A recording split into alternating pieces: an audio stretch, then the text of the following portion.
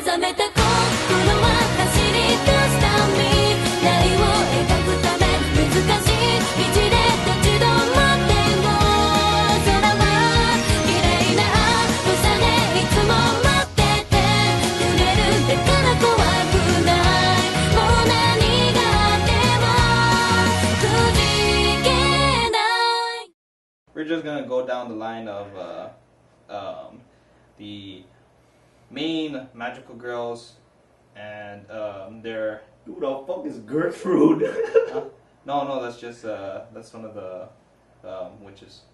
And then we're just gonna go into also Kyubi as the last character. Okay, first we got Akame Homura, who is voiced by Saito Chiwa. Then we got Kaname Madoka, voiced by Yuki Aoi.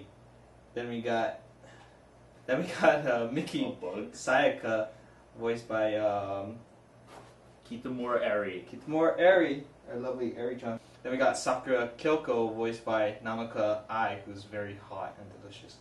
And we got Tomoe Mami, who's voiced by Mizuhashi Kaori. And then of course we got Kyubei, which is QB, right? Or, yeah, the letters Q and B. Yeah.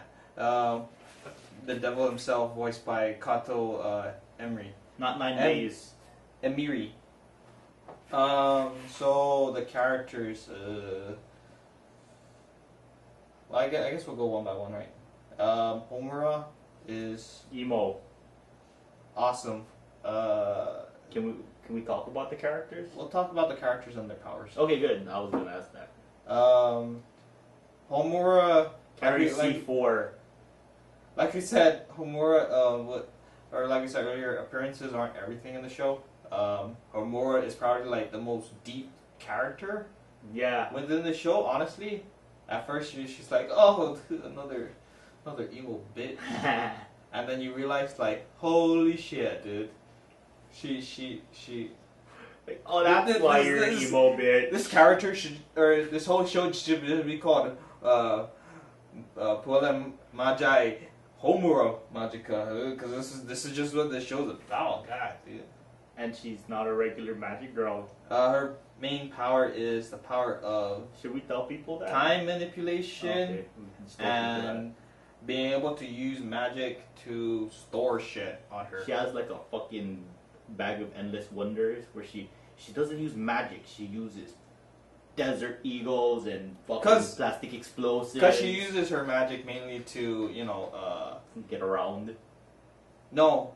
Or yeah, to use her time-stopping abilities and to be able to store all that fucking firepower. This firepower, man. It's cool. She got M16s, AKs. I've never seen a magic girl use fucking machine guns and explosives. She used AT4s, RPGs. She used an RPG? I think I remember seeing an RPG somewhere. I mean, I wouldn't really doubt it that she had an RPG. Might as well. Dude, she had motors. Vroom vroom? No, like oh, yeah, okay. remember? Yeah. Yeah, dude, she's just a walking battalion of the best character in the show. Okay, next we got Kaname Madoka, who is quite typical stereotypes, Yeah. For a Puella Magi show, I mean, there wasn't really anything that caught my attention with Madoka. Like, this is what I thought the anime was gonna be like. Yeah, pretty generic. Up to episode 3. Yeah, but Madoka, she really cares for cares for everyone's happiness. Which is how most of these magical girls are, but when all this stuff is happening around her, she really wants to help. Wants a fucking happy ending. But Homura is always like preventing her from helping. Don't do it! I'll fucking kill you! But she's really goodwill. She's probably the most goodwill character out of the whole cast. Yeah, actually, yeah, they're all pretty selfish. Yeah. Next we got Sayaka, who is quite charming in that, you know, she's trying to she's trying to get a boyfriend. Well, that's one of the major points within the show that that happens. That, you know, she visits this guy in the hospital every day, and she's just trying to, you know, hey man, you know, make out with me. No, I'll be cool laying in this bed, being crippled. Shit. But later on, she becomes a magical girl. Her main power is What the fuck is her main power? all I remember is that she has swords. Yeah, that's her power. She has swords. Yeah, I'm pretty sure she's like, you know, cause she's kind of like newbie when we see her for the first time. I mean, the length of her time of being Puella Magi against everyone else within the show is, yeah, she really is the newbie of the show. Yep. Yeah. So I guess it's excusable that we don't see a lot of her power. She's there for plot progression. Yeah. Next up we got Kyoko, who is Bitch. not without good reason. I mean, I guess circumstances made her that way. Yeah. Well, Yeah, circumstances it's- made most of these girls bitch. Well, two. Oh, whatever. They're bitches. Kyoko originally was the daughter of a priest. A lot of shit happened to their church, and she actually uses her wish to, you know, get people to come to it.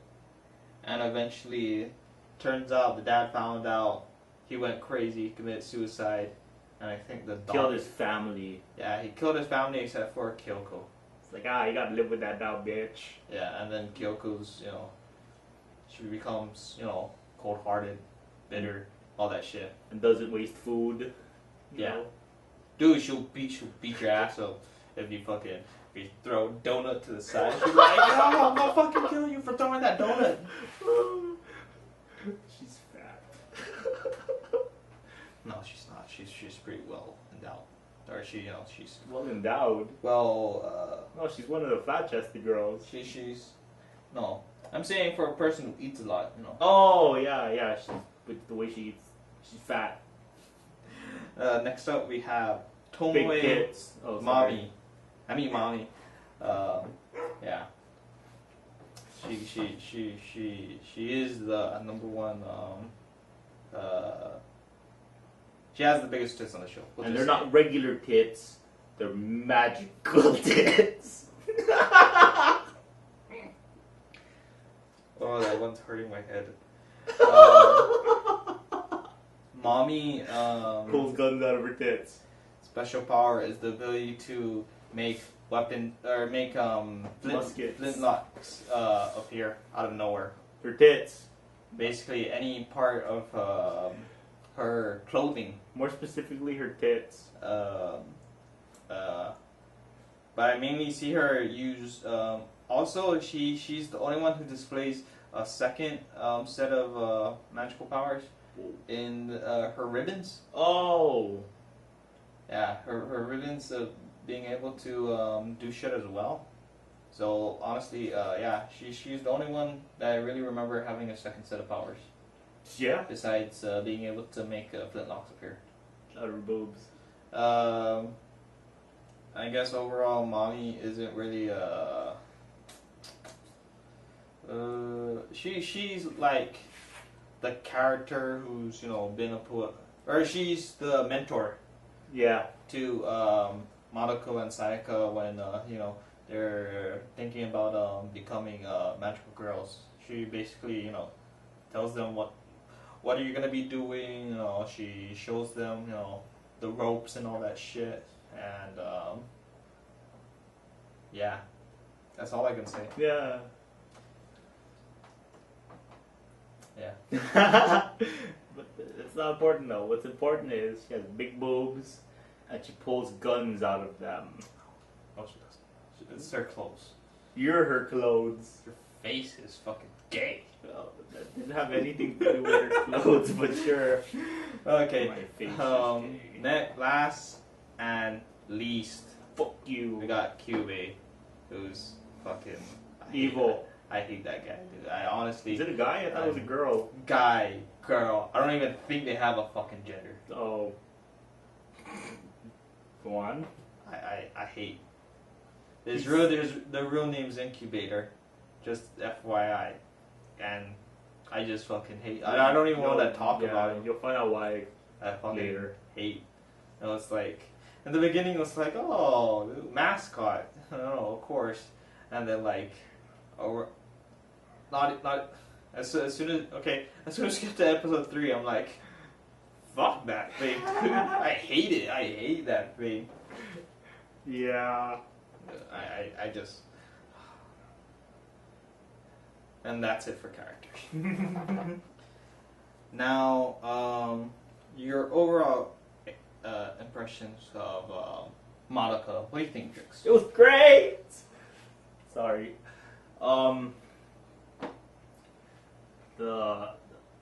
Overall, when I first heard about it, there wasn't much.